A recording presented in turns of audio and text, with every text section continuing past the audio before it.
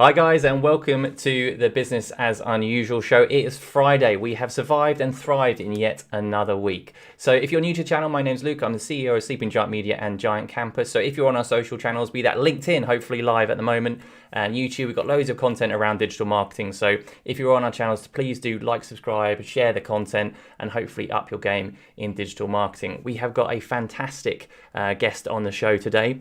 We are also in a week that has seen the World Health Organization say that coronavirus outbreak is getting worse, UK pubs and restaurants throwing open their doors and welcoming back responsible adults, and the UK government will look to take the mother of all loans with £500 billion to help cover off the nation's cash situation. So, without further ado, let's get the show on the road.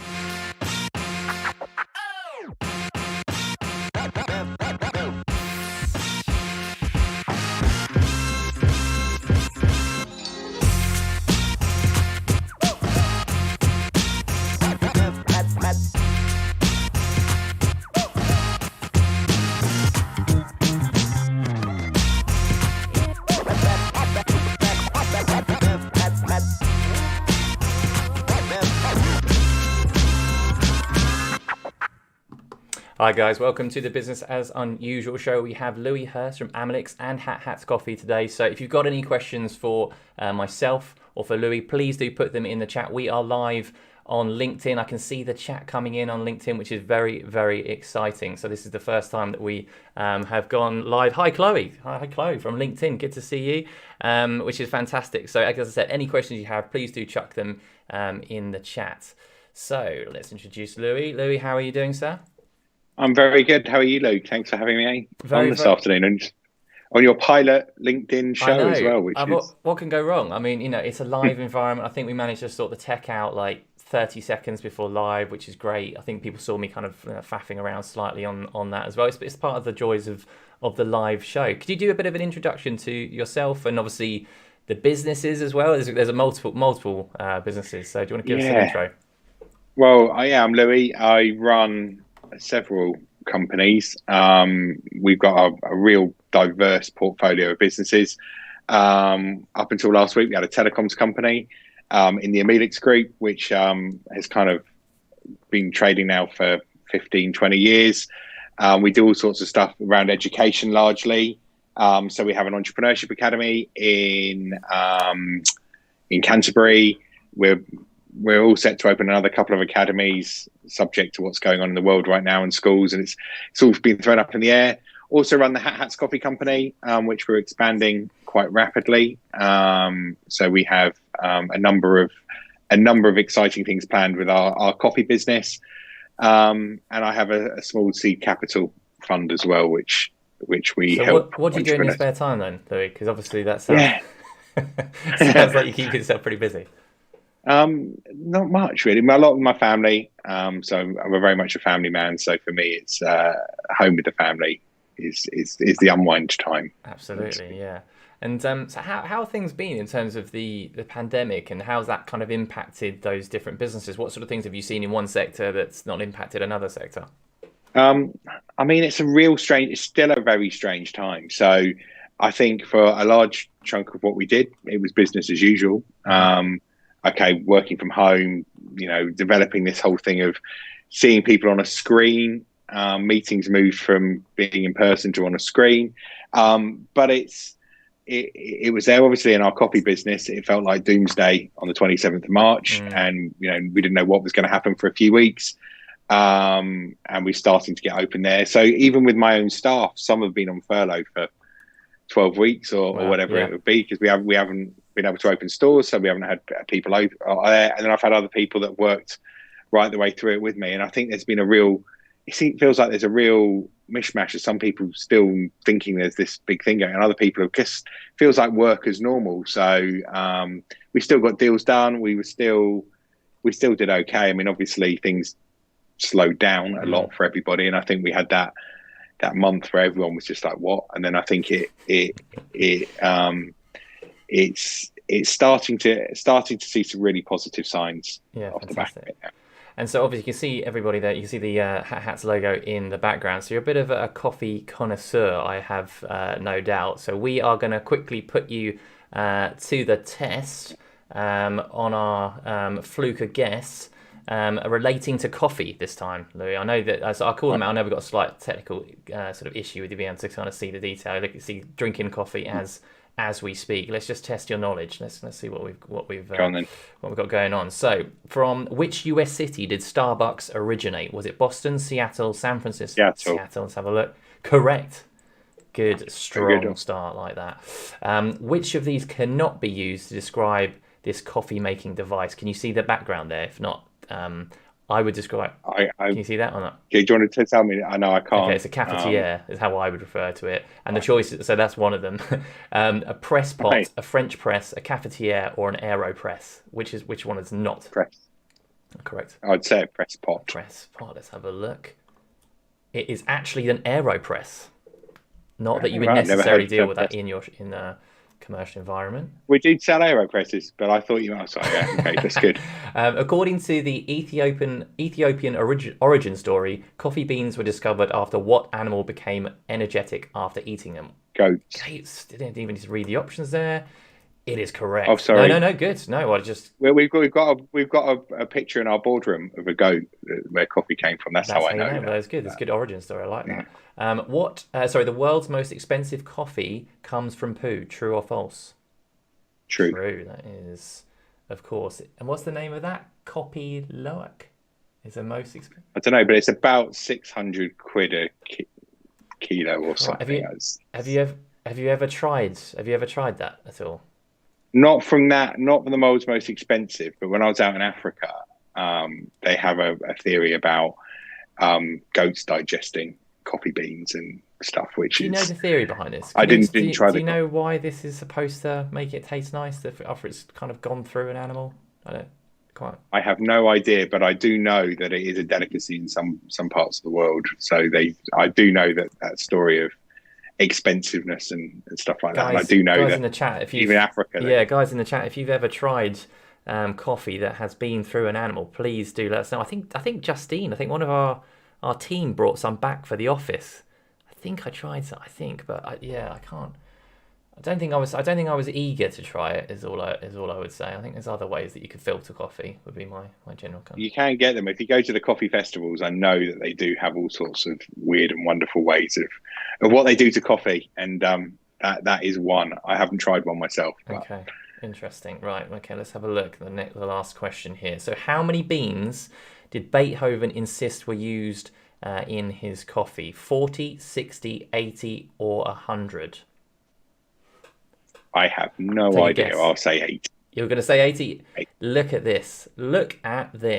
Partly due to his OCD, he had 80 coffee beans in his coffee. That was a good showing. Apparently, by the way, guys, the chat from LinkedIn isn't being pulled through for some reason. But please do keep the comments coming in. Amber, if you can put them in the other chat, I can kind of call those ones out as we go. Any questions that you got for Louis as we kind of go along. So what's your thoughts on obviously the high street opening up now? What are the, obviously good news, but also some challenges as well. What sort of, what does the next couple of months look like for you guys? I mean, we're lucky we're not high street based yet. So we're not facing the challenges. I mean, we haven't been able to open our store in Canterbury. But that's largely down to Jim.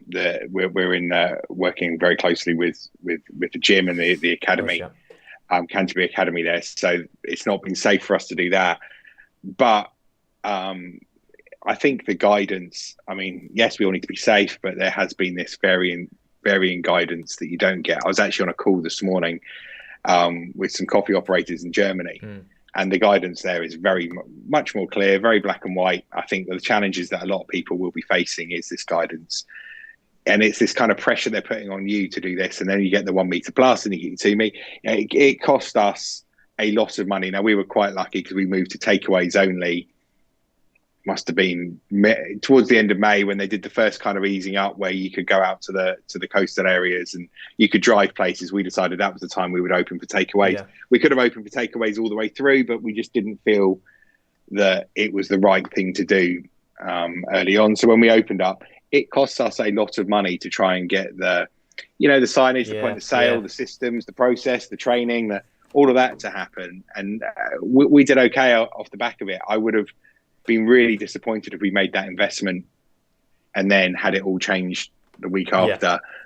So I think the challenges come from the guidance, but then again, I understand why the guidance has to be in place. And it's a moving thing as well, isn't it? Obviously, because I think the 2 meter rule came in, and obviously, and we were having a conversation as an office. 2 meters would make it near impossible to actually kind of make that work. But then there was also rumblings that actually it's going to be removed. So then, imagine if you invest in a 2 meter rule and then it's then removed. It's quite a significant upheaval to make it happen. And I was with Lorna, our operations director of our coffee business, just yesterday, and we were talking about, well, shall we start allowing people to sit in now? And we just go, well, actually, we've got the 2 meter rule, we've got it all working in the site, so let's just keep going with what we're doing for the time being, and then review it again, because it does feel like it's changing all the time, which must be really tough for people. But no, for on that, but I mean, I think the high street's always been a challenge.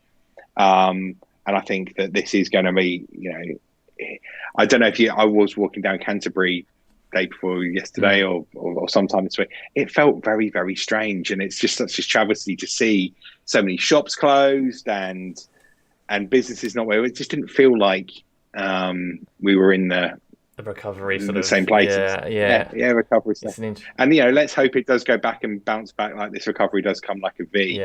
But I still feel that the high street or businesses, there's a lot of businesses that are still in this kind of safe, wrapped up zone, probably the smaller companies. And I keep saying to our team, it's October we need to worry about, because at the moment I think people are still feeling the comfort of furlough. They're still feeling, little bits of grants are left over for those that got grants. There's this period that it can be all right, and people have got payment holidays and rate holidays and all this.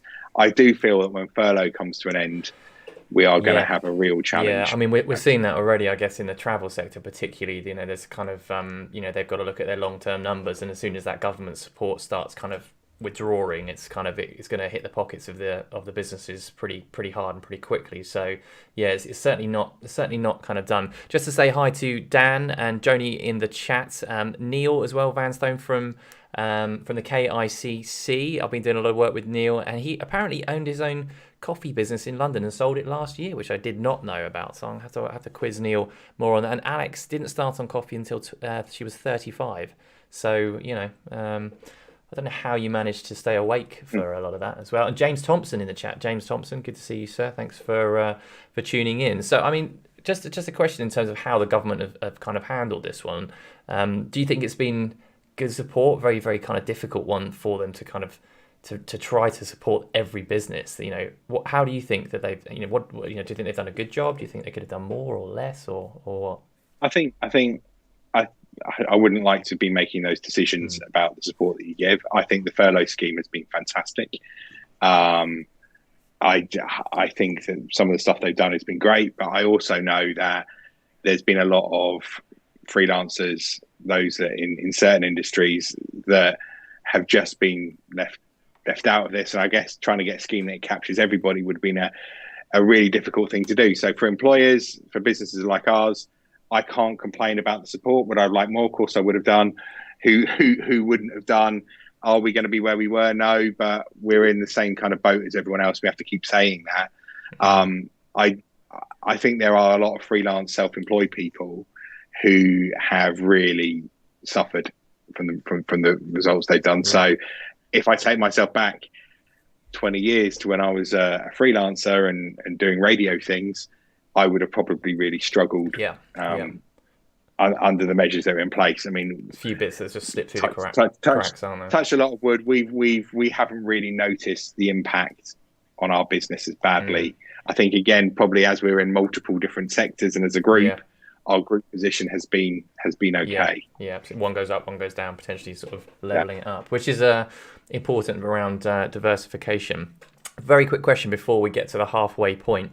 Question in the chat from James around what determines the bitterness of coffee. Some almost have a sourness or bitterness to them, whereas the others are much smoother with a roasted flavour. How does that happen?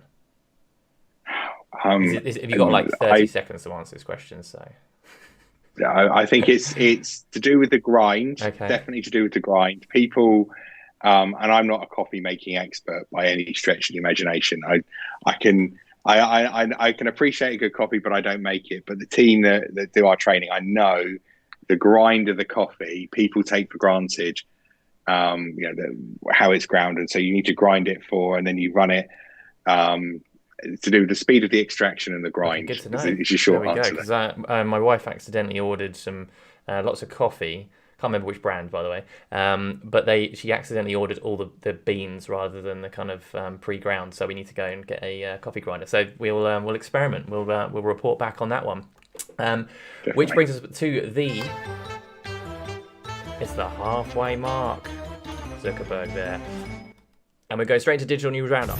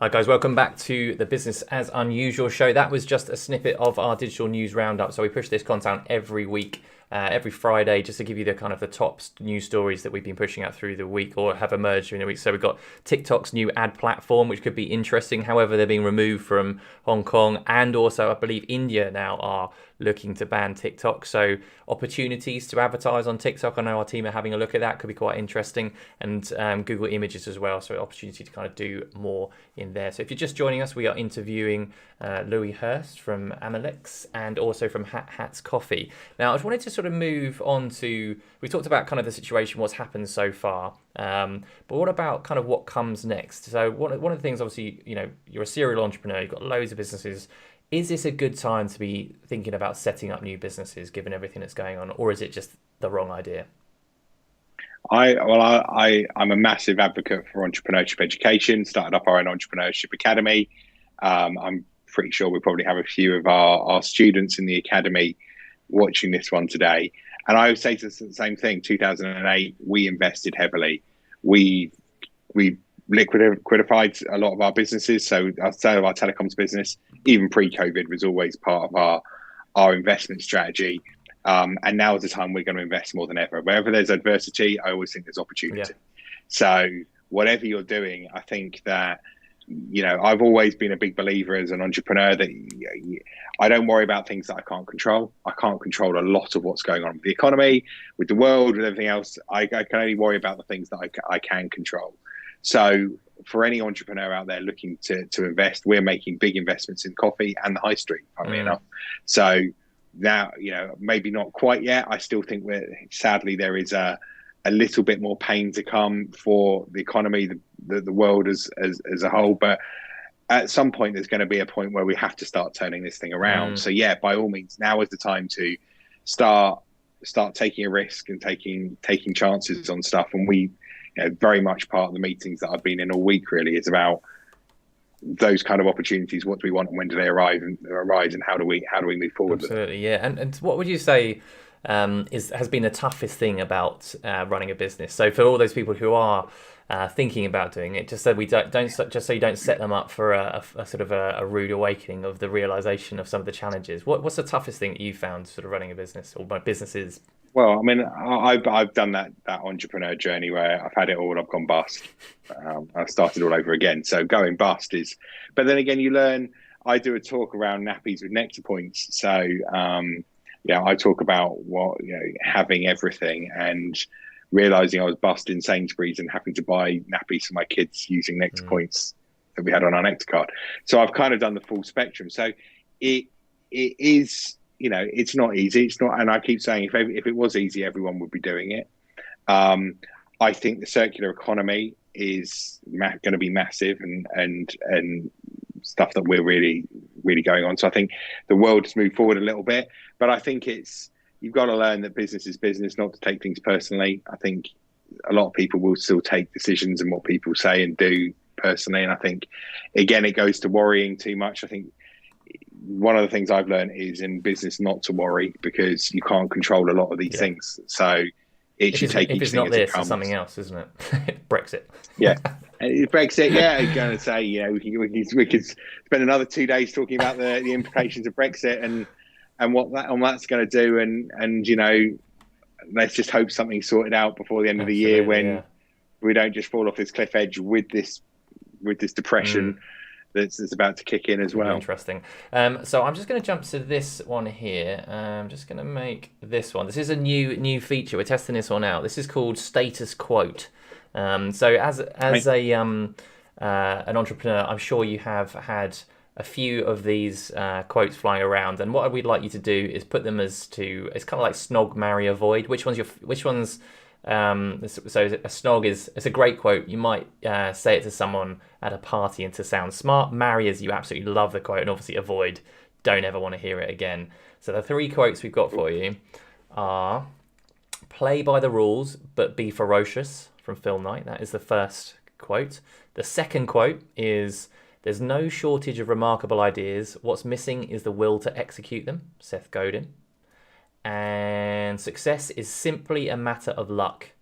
Ask any failure, Earl Winston. So, which one do you want to snog? Sounds odd.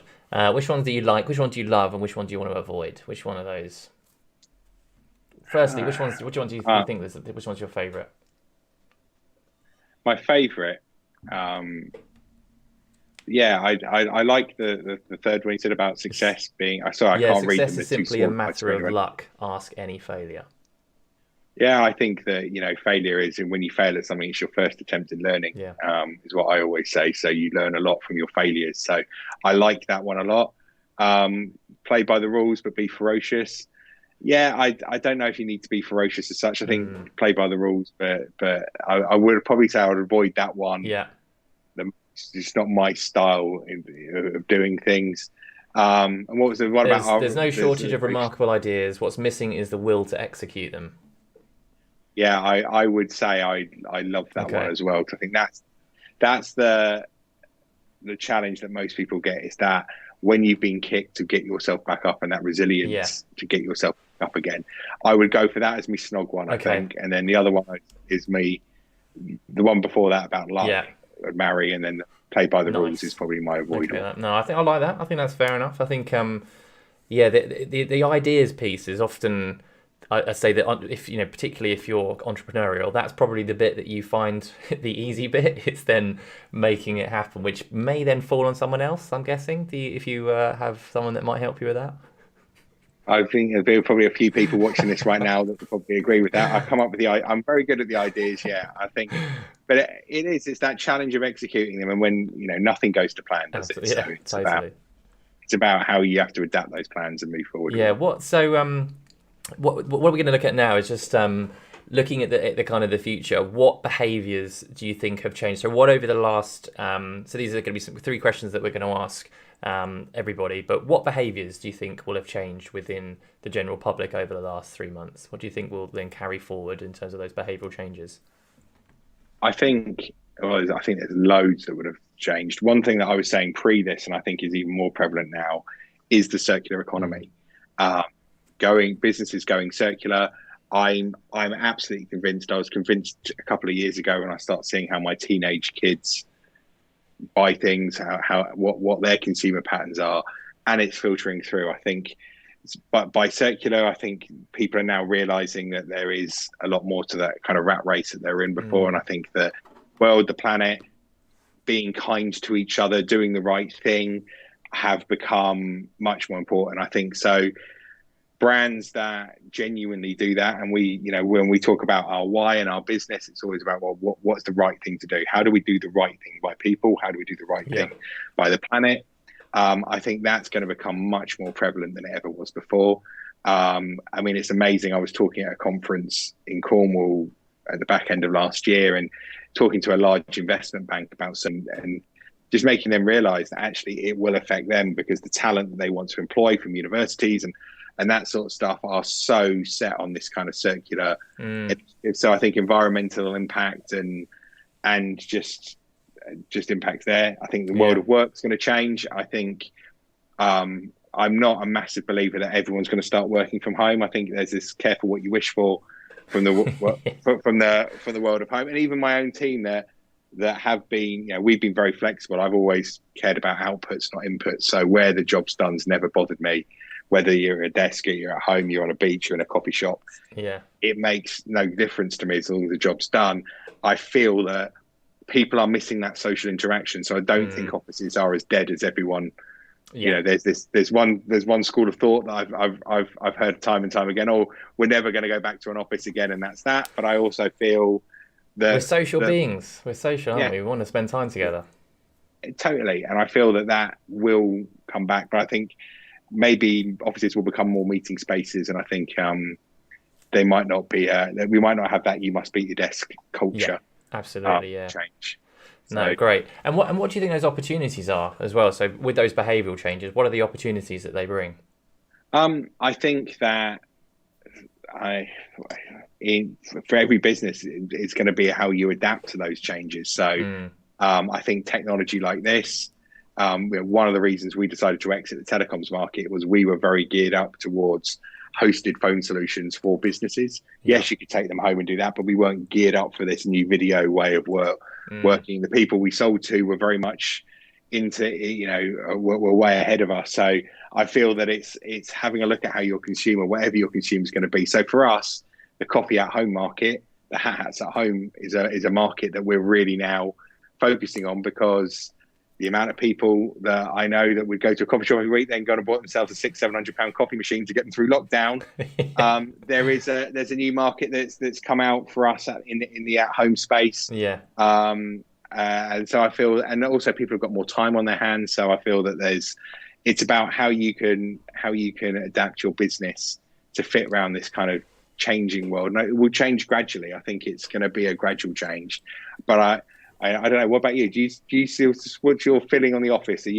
What are you guys doing there? Are you opening back up? Yeah, we are. I think so. We were back in yesterday with our senior team, which was great. So we had just a gathering, just a social, really, just to kind of like say hi, because we've just all been working relentlessly for 3 months without really seeing each other in any form of niceties. It's just been so functional about how do we get to the next bit. So I think I totally agree with your view. Actually, I think it's almost the point where we will probably remove the need to be in the office, to say to guys that it's up to you, you choose. And we anticipate that people will get together, because there is, with that freedom that, I think a lot of people want to be together. I think as long as the experience is okay, you don't have to massively socially distance. You don't have to worry about your personal safety. As long as we can get past those bits, the kind of the sort of the thought of being together as a social group, as a company, I think is kind of where we anticipate. So no, we anticipate to have the office, but just probably different. As how, again, similar to what you said, those meeting spaces rather than lots more fixed kind of desk spaces as well. Yeah, it's interesting. I know that lots of people are abandoning them completely, aren't they? So. Yeah, I'm not sure about that. I agree. So we are running out of time very quickly. So there's a few bits. So are there any businesses that you've seen that have been doing an epic job that you just want to shout out and say, you've done a fantastic job, and kind of we can tag them into the post? I could be here all day by saying the businesses. I think that there have been so many businesses that have just gone above and beyond. But what I will say is that what has really impressed me is schools. Obviously, we've got a large education business, so I'll probably shout out to every single school that have had to suddenly massively change the way they do things. And I think that as parents, we've suddenly realised the the challenges that teachers have to go through every single day, and so much respect for that. You know, anyone that's done any homeschooling will do that, but seeing it from the other side. So obviously we operate academies and stuff in schools, and having to just embrace Teams and Zooms and all these other things for teachers, and then trying to get a whole bunch of teenagers to focus on what you're doing, that has made me I've been really impressed just by that, and also, you know, the students that have sort of participated in those things. Yeah, I'm impressed by. Awesome. Well, thank you very much, Louis. It's been an absolute pleasure having you on. Congratulations on your latest business moves, and best of luck with developing HatHats into the potential that it might have over the coming months. So thanks very much for coming on the show. Thank you. Thanks for having me. Guys, that is it for today's show. Thanks for tuning in. Thanks for the comments. I'm not sure why they didn't pull through, so I couldn't kind of come back on those directly from LinkedIn. But thank you very much for joining us. We will be back again on Wednesday at 4:30 for another show. So please do keep your eyes open for that one. And in the meantime, have a fantastic weekend. Best of luck seizing those opportunities, and we'll see you next week.